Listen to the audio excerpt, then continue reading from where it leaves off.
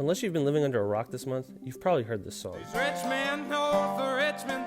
Oliver Anthony's Richmond, North of Richmond is one of the biggest surprises of the summer. Within less than 3 weeks, the song has gone from total obscurity to 35 million plus views on YouTube, 20 million plus streams on Spotify, and as of August 21st, a debut at #1 on the Billboard Hot 100 chart. The song's meteoric rise is the stuff dreams are made of, but if it seems too good to be true, that's because it kind of is. Clearly, this song was becoming a viral hit on TikTok and social media. But what really took it to the next level was that it was very immediately picked up by the conservative news media ecosystem, including a lot of high-profile Republican politicians, as well as a lot of conservative media pundits. That's Joel Penny. He's an associate professor at Montclair State and author of the book Pop Culture, Politics, and the News. He's an all-around expert in the ways entertainment and celebrity media is consumed in this polarized time. Penny says the success of Richmond, North of Richmond is the latest example of a larger trend. Widespread, calculated efforts by conservative politicians and media pundits to amplify movies, TV, and songs with a right-wing POV as part of a larger attempt to reframe the conversations around mainstream pop culture. The conservative media world has been far more focused on pop culture, even just in the last few years. There's a real sense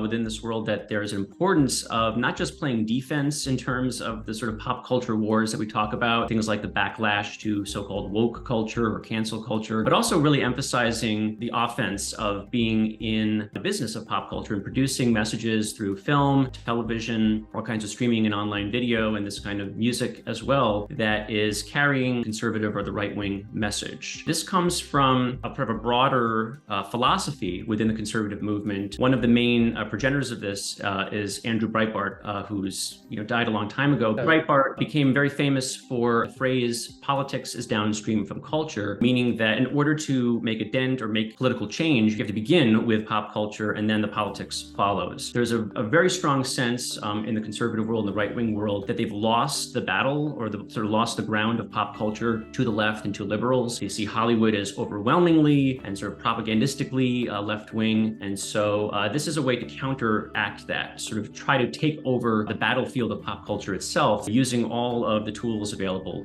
films, television shows, pop music, viral videos, etc. Within days of Anthony uploading his original video to YouTube, his song was already amplified on the social accounts of many major conservatives, including MTG, Matt Walsh, Carrie Lake, Dan Bongino, and Lauren Boebert. So was this song a true grassroots Cinderella story, or was it really just a case of good old astroturfing? It really seems to me that the reason why, people like Marjorie Taylor Greene or even Ron DeSantis, who's already quoted Oliver Anthony's song in one of his speeches, they really see this song and the video for it as kind of like the best political ad that they could possibly come up with for the 2024 election cycle. It's putting this kind of message that really aligns with Republican talking points into something that's very accessible and very emotional.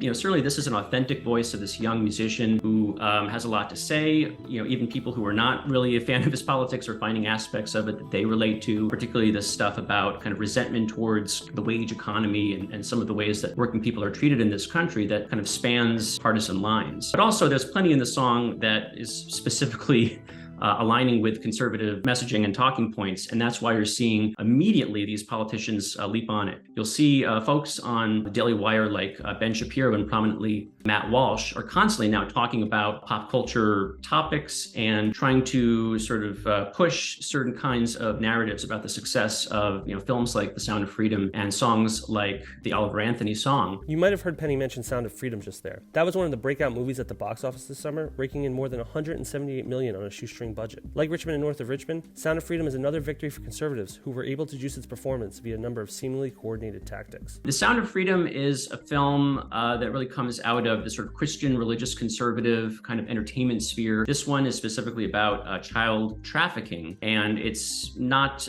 too hard to put together that this is very much aligned with QAnon conspiracy theory messaging. They were kind of ingenious about turning the box office into a kind of a movement. They actually had fundraising where people could basically buy tickets for other people who were not even potentially showing up to these screenings. It's still all that money added to the box office, sort of making this into a cause where people could kind of show their support for this message of fighting child trafficking in a way that very much aligns with what's been coming from the far right in this country, folks like Marjorie Taylor Greene all the way up to Trump. Still, regardless of how Richmond North of Richmond got to #1 on the charts, the fact is, it's still #1. So, if anything, its success and the success of other art like it should serve as a reminder to progressives that the sands of our culture war battlegrounds are always shifting. But hey, at least conservatives aren't complaining about Barbie as much anymore.